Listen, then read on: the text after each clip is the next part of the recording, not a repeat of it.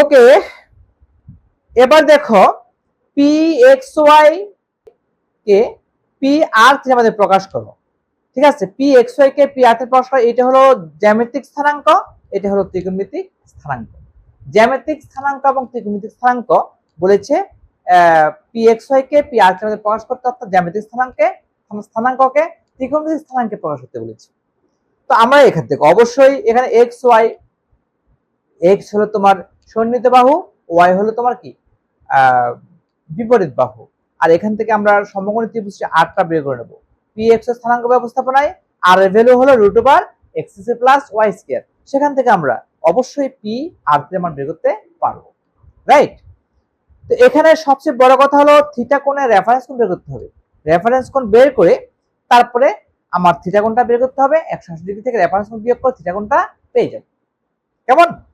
তো এখানে এক্স ও ওয়াই এর সাথে আর থিটা সম্পর্ক নিম্নরূপ। R equal to √X Y square tan theta prime equal to Y by X. এখানে ধনাত্মক চিহ্ন অলওয়েজ আসবে। tan theta prime equal to কি ওয়াই বাই এক্স।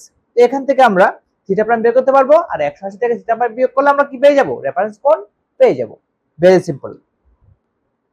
ওকে, দেখো এখানে বলেছে যে একটা উদাহরণ দেওয়া আছে, পি মাইনাস √3 বিন্দুকে আর থিটার মাধ্যমে প্রকাশ করো। এট ফার্স্ট আমরা এখানে এক্স পেলাম কত? -√3, ওয়াই পেলাম কত? 1। তাহলে পি -√3 বিন্দুটি দ্বিতীয় চতুর্ভাগে অবস্থিত। ঠিক আছে, কোন চতুর্ভাগে? দ্বিতীয় চতুর্ভাগে অবস্থিত। R equal to √X square plus Y square. এটা কিন্তু পিথাগোরাসের উপপাদ্য অনুসারে। কেমন? আমরা যখন এখানে একটা ত্রিভুজ আঁকি, যখন একটা ত্রিভুজ আঁকবো, দেখো আমি দেখাচ্ছি তোমাদেরকে। এই দেখো, এটা একটা স্থানাঙ্ক চাপোজ, আচ্ছা হোক বাঁকা হয়েছে। এটা একটা স্থানাঙ্ক এক্স ও এক্স প্রাইম, ওয়াই ও ওয়াই প্রাইম, একটা স্থানাঙ্ক ব্যবস্থাপনা। কেমন?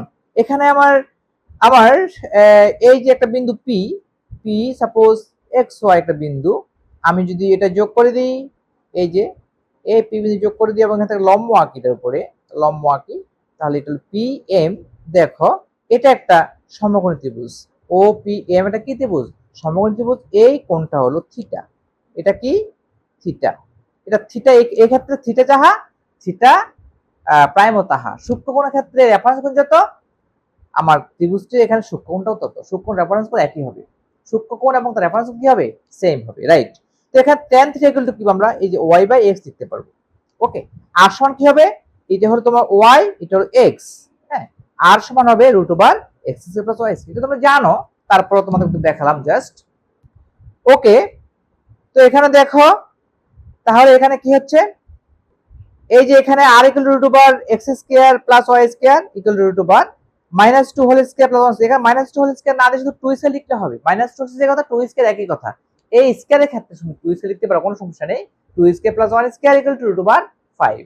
tan theta prime equal to, right, tan theta prime equal to কি পাচ্ছি? y by x equal to 1/√3। দেখো y ভ্যালু 1, এই দেখো y ভ্যালু 1, x এর ভ্যালু কত? √3। মাইনাস আমি দেব না, যে আমি রেফারেন্স কোণ বের করছি। রেফারেন্স কোণের ক্ষেত্রে মাইনাস দিতে হয় না। রেফারেন্স কোণ অলওয়েজ সূক্ষ্মকোণ। রেফারেন্স কোণ কি? অলওয়েজ সূক্ষ্মকোণ। তো রেফারেন্স কোণের ত্রিকোণমিতিক অনুপাত, এখানে কিন্তু মাইনাস চিহ্ন আসবে না। y by x equal to 1/√3 equal to tan 30 degree. আর 30 ডিগ্রি কোণ theta prime equal to 30 degree, সুতরাং মূল কোণটাও কি 30 ডিগ্রি হবে। থিটা ইকুয়াল টু 30 ডিগ্রি, সুতরাং theta prime equal to 30 degree, সুতরাং থিটা ইকুয়াল টু, ও এখানে তো মাইনাস চিহ্ন যেহেতু আছে, অবশ্যই তোমার থিটা প্রাইম 30 ডিগ্রি রেফারেন্স কোণটা, আমাদের মূল কোণটা হবে 180 ডিগ্রি, 150 ডিগ্রি। 180 থেকে 30 বিয়োগ কত ডিগ্রি? 150 ডিগ্রি। আমার মূল কোণটা হবে 150 ডিগ্রি। অর্থাৎ আমাদের কোণটা অ্যাকচুয়ালি, আমাদের চিত্রটা এরকম হবে। আমাদের চিত্রটা হবে এরকম, হ্যাঁ, এক্স ও এক্স প্রাইম, ওয়াই ও ওয়াই প্রাইম। চিত্রটা হবে আমার এখানে -√3 -√3 পি সাপোজ -√3 এটা হবে চিত্র। আমি যোগ করে দিই, যোগ করলে আমার এই যে এটা হবে আমার, হ্যাঁ, মূল লম্ব, পিএম লম্ব, পিটা হলো তোমার বিন্দু। আর এই যে কোণটা, এটা হলো আমার মূল কোণ, এটা হলো আমার মূল কোণ, এই কোণটা হবে 150 ডিগ্রি। এটা হবে আমার মূল কোণ। বুঝতে পেরেছো? কারণ আদর্শ কোণটা আমাকে নিতে হবে, অর্থাৎ এক্স ও ধনাত্মকের সাথে যে কোণ তৈরি হয়েছে সেগুলো আমাকে নিতে হবে। এটা হলো আমার মূল কোণ। আর রেফারেন্স কোণ হলো এটা। এই রেফারেন্স কোণটা আমি বের করেছি কত ডিগ্রি? 30 ডিগ্রি। রেফারেন্স কোণ অলওয়েজ ধনাত্মক বের হয়। যদি আমার এখানে এটাও ধনাত্মক হতো, এই রুট যদি ধনাত্মক হতো, এটা ধনাত্মক আছে, এটা ধনাত্মক, এটাও ধনাত্মক হতো, সেই ক্ষেত্রে রেফারেন্স কোণ যাহা, মূল কোণটাও কি হতো? তা হতো। আদর্শ কোণটাও কি তা হতো, একই হতো, সেম হতো। বুঝতে পেরেছো? এখন কিন্তু সেম হবে না, যেহেতু এখানে মাইনাস চিহ্ন আছে। সুতরাং এখানে আমরা পেলাম থিটা ইকুয়াল টু কত ডিগ্রি? 150 degree, right? তাহলে আমরা যদি আর থিটা মধ্যে প্রকাশ করি, P minus root three one কে আমরা যদি লিখি, আমরা লিখতে পারবো পি রুট ফাইভ, আর আর এর ভ্যালু রুট ফাইভ, আর থিটা ভ্যালু কত? 150 ডিগ্রি। আশা করি সবাই বুঝতে পেরেছো যে আমাদের সূক্ষ্ম কোণটা কি বা মূল কোণটা কি, আদর্শ কোণটা কি, আর রেফারেন্স কোণটা কি। এই যে থিটা, থিটাটা হলো আদর্শ কোণ, অর্থাৎ ওয়াই প্রান্তিক রশ্মি এক্স অক্ষের ধনাত্মক সাথে যে কোণটা তৈরি করেছে সেটা হবে আমার এখানে থিটা। বুঝতে পেরেছো? এভাবে আমরা বের করতে পারি যে অ্যাকচুয়ালি আমাদের যে আর থিটার ভ্যালু কত। ওকে, তো আমরা আর ওয়ান বের করলাম, আর ওয়ান বের করে সেখান থেকে tan থিটা প্রাইম বের করলাম, tan থিটা বের করে থিটা বের করলাম, থিটা বের করে সেখান থেকে থিটাটা বের করে নিলাম 180 থেকে বিয়োগ করে। ওকে ওকে, আবার দেখো অন্যদিকে পি বিন্দু স্থানাঙ্ক আর থিটা এর মাধ্যমে দেওয়া থাকলে নিচের সম্পর্ক থেকে আমরা পি বিন্দু স্থানাঙ্ককে এক্স এর মধ্যে প্রকাশ করতে পারি।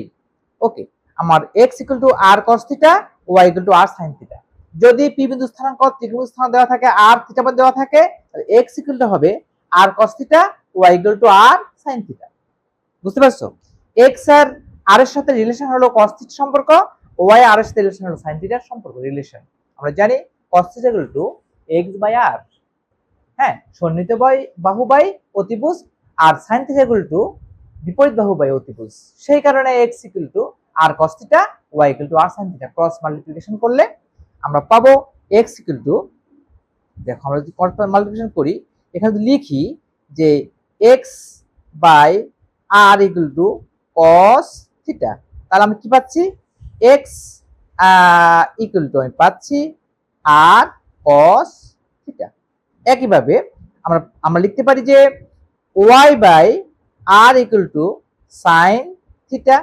তাহলে কি লিখতে পারি এখান থেকে যে y equal to R sine theta. বুঝতে পেরেছো? ওকে,